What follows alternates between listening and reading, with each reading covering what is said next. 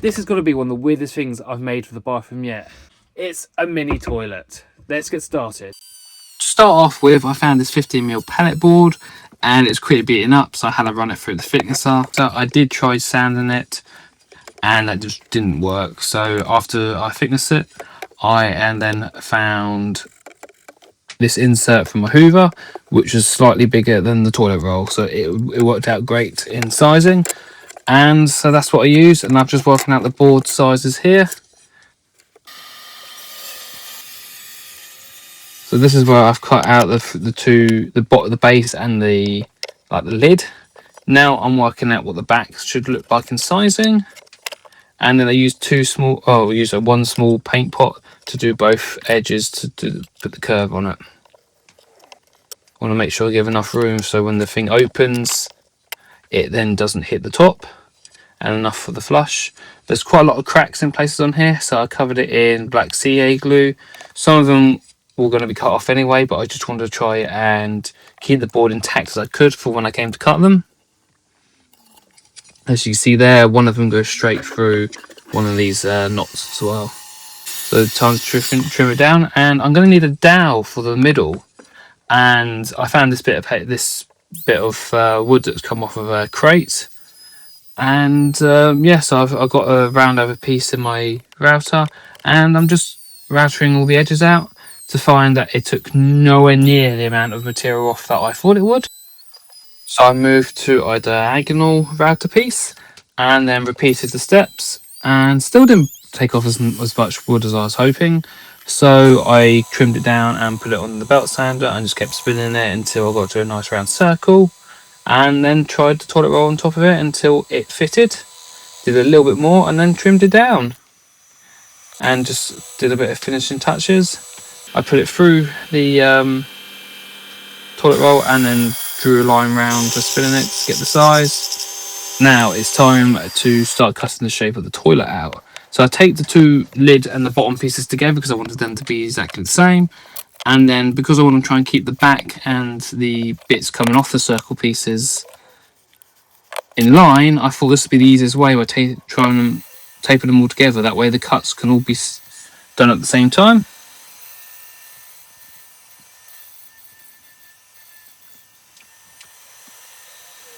So now I've separated it and I've just done the back on its own. Here's that knot that caused me a bit of issue.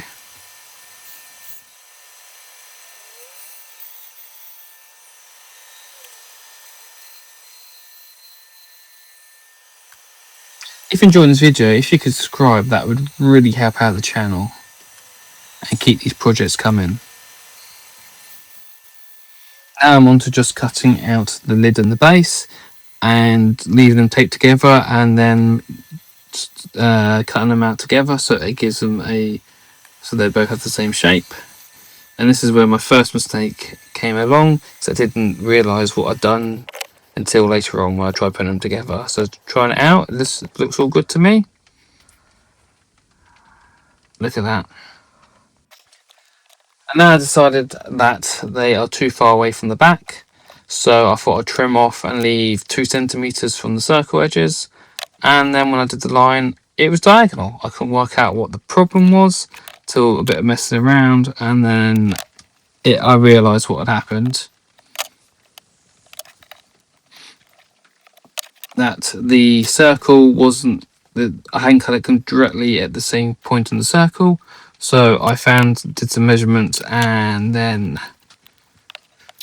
tried to improve it so it looked a bit better. So I taped it back up again, and then at the same time I was going over the bandsaw. I thought I'd do the flusher, which was a quick circle from a bottle of paint and then a line on the edge of it.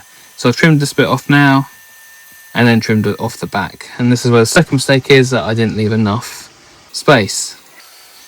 And then I'll quickly cut this out as well. This is a nice quick cut.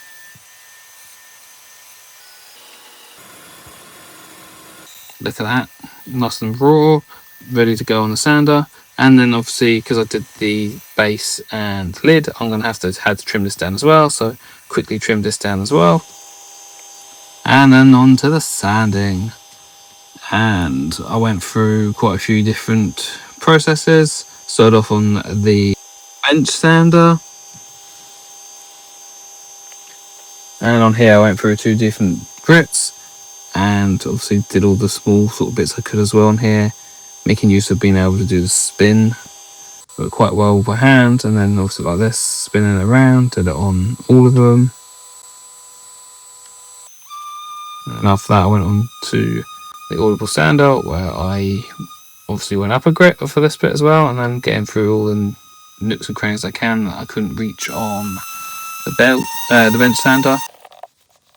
Then on to hand sanding to fill in any little bits I couldn't do or didn't give me the correct finish, and obviously onto the flusher.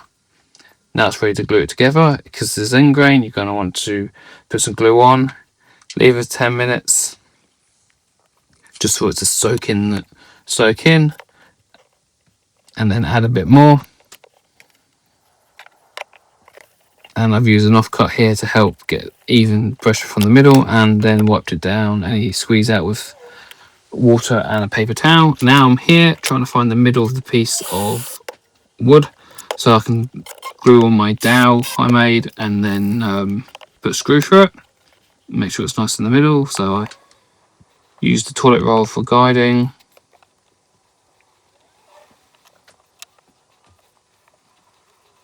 and again I did leave that for 10 minutes, and then to soak in. I tried then using a clamp like this, and every time I did that I just kept messing it up. So that method was not going to work. So the next method I could come up with was leaving the sander on it. Yes, it had a little bit of weight. These are the hinges I was using for the door, for the lid. They weren't quite countersunk enough, so I countersunk them a bit more, and then started screwing them onto the lid. This is screwing into end grain, which isn't ideal. Not much you could really do with this project from what I could think of, but due to this not holding any weight, I think this should be absolutely fine. But something to take into account, that be careful. There you go, nice and dry now. Screwed it in, and then yeah, moving on to doing the lid. This is where I work out I'd messed up, because look, I can't get it off. But it's not the end of the world, because you can squeeze to the top because it's soft, and you can remove it that way. It's just annoying that I probably should have done off the back 2.5 centimeters instead of 2. Oh well, these things happen. I should have thought about that.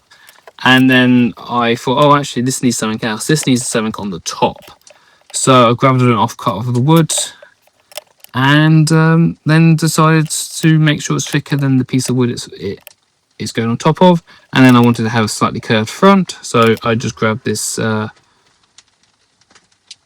spanner and then cut it off. But you start off with a circular saw. That didn't really work so well, so I moved over to the bandsaw. I was going to have to come over here anyway because I was going to be doing the curves, so I should have probably just done that to start off with. But yeah, it was nice and easy adding the curves, and then moving it over to the sander. Look at that. Yes, and now over to the sander, and yeah, nice and easy. Just spin it around, give it a quick turn, move on to the next one, and look at that. Now time to put it on again. We put glue on. I didn't put it all the way to the front because I didn't really want to squeeze out, so I put it on more towards the back. Obviously it would squeeze a little bit, so it would sort of fill that front bit in slightly, but I didn't want it to squeeze out because when I'm saying this in a bit, it's just very hard to then sand and remove that bit. I forgot I'd even done that bit until I started editing this. I'm just giving a quick test fit to check there's enough space there, and I wanted to do a bit of contrast in colour, so I thought I'd use dark teak, Roslyn's wood dye on the main body. This stuff's really easy to use. I just used a sponge, and it's a wipe on, wipe off sort of method. Give it completely covered. Annoyingly, I left fingerprints there, and then just use a couple of rags to wipe it off. After it's dry, I glued on the flusher, which is nice and easy with a bit of wood glue. And look at that. Now I'm going to finish it with a quick coat of spray lacquer. Give it a quick spin and just get every bit I could of it. I ended up giving this a few coats. Obviously it's very hard. I had to do it with the lid up and the lid down. And just like that, it is now done. What do you guys think? Do you think this is a good idea, or was it a bit weird? Let me know. It's all we've got left to do is to put the toilet roll on the holder, and don't forget to put the lid down. This is just meant to be a quick, fun sort of project, and then it ended up being a bit more than that. I think changing the colour of the flush was a good idea to get a bit of contrast between the woods, and you know, this string works great. A few small issues: I didn't leave enough room on the bottom of this one, so it is a bit tight against the bottom of here. And there maybe is a better method for attaching the hinge, because you're screwing it into end grain, which isn't the strongest thing you could have done. Let me know if you'd like to see plans for this. Please, if you could let me know what you think of this down below. If you enjoyed this video, I will have one just like this right here for you. And if you're enjoying my bandsaw related videos, I've got a playlist right here for you. Thank you for watching, and I'll see you on the next one.